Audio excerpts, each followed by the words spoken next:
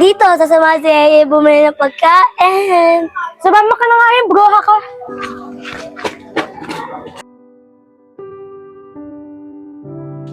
Oh, andun pala si Ate Isang eh. Tawagin mo na. Yeye!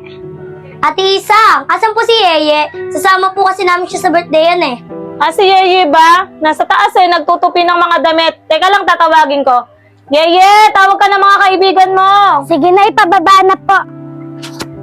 Oo nga pala, Nay, pupunta po kami sa birthday yan. Naaya po kasi nila ako, sana po payagan niyo po ako.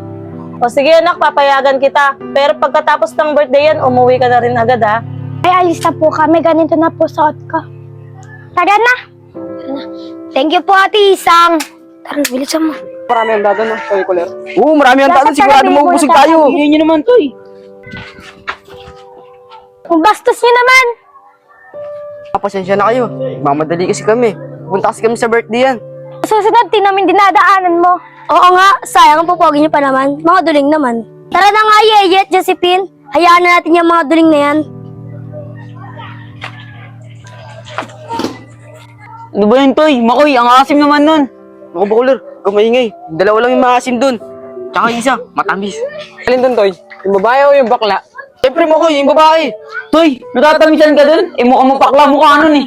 O, tara na nga. Baka maubusan pa tayo ng handa doon. Tara na. Tara.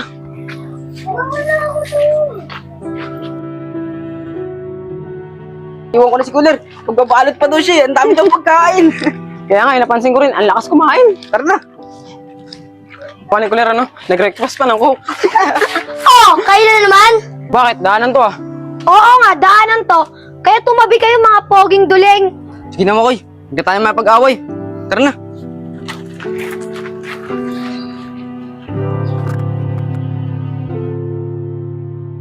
Yeye anak, ikaw na munang bahala dito sa bahay at may pupuntahan kasi kami ng kumari ko. May usapan kami, may bibilin lang ako. Sige po na, ako na pong bahala dito sa bahay.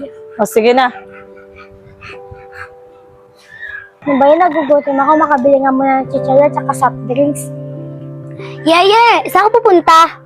O, ikaw pala, bakla, pero samahan mo ako, bibili lang ako ng pagkain ko. Sabi, ang bagay mo maglakad. Ay! Mga amiga, saan kayo pupunta? Dito, sasama si Yeye bumili ng pagkain. Sumama ka na nga rin, bruha ka. Yeye, anong bibili mo? Ikaw, Joseph, bibili ka ba? Wala akong bibilin, Erica. Yeye, Josephine at Erica. May pala mga pangalan ng mga batang mga asim. Alam mo, ang pogi ng crush ko, no? Ang dami mong crush, hindi ka nawawala ng crush. Ang kati-kati mo. Hoy, bakla! Sino yung kasamang bakla? Hindi yan bakla! Totoo yan! Bakla yan! Totoo! Bakla yan! Totoo! Kailangan pa nagsama ng babae. Puro bakla kasama mo. Bakla yan! Hindi! Kung hindi bakla yan, titignan ko nga kung tunay na babae yan.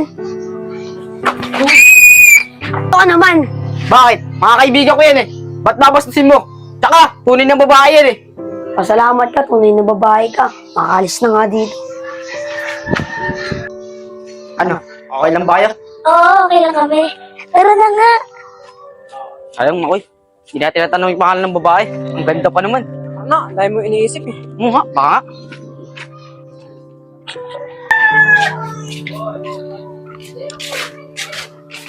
Oh, Totoy, Makoy, sa kayo galing? Ito kasi si Totoy. Natatanda mo ba yung mga batang maasim? Tinulungan ni Totoy. Toy, ba't mo tinulungan yung mga batang maasim? Di ba sinabihan tayo ng bastos nun? Paano di ko tutulungan? Babae yun eh. Sa inyo ko lang sasabihin to. Parang na first love bata ako. Kanino? Doon sa maitim na bakla na may peklat sa ilong? Siyempre sa babae. Ano ka naman lir eh. Tsaka, di pa ka nagpasalamat sa akin eh. Tsaka hindi ko pa tinatanong yung pangalan. Magmamadali kasi sila eh. Toy, pangalan ba? Alam ko pangalan, pero may kapalit. Tama-tama! Kakain kami! Libre na kita! Basta sabihin mo lang ang pangalan niya. Sige, ito pangalan ng babae. Si Yeye, tapos yung dalawang kasama nun, si Erica, pati si Josephine. Tama na nga yan. Tara na. Magbihentan tayo. Nagugutom na ako eh. Sige, tara na. Nagutom na ako eh.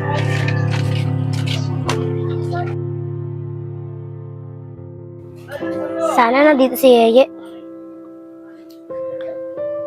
Ate Isang, nasa po si Yeye. Si Yeye ba? Kakalabas lang, bumili ng merienda niya. Sige po, Ate Isang. Susunod na lang po ako sa kanya. Dito na po ako. Sige.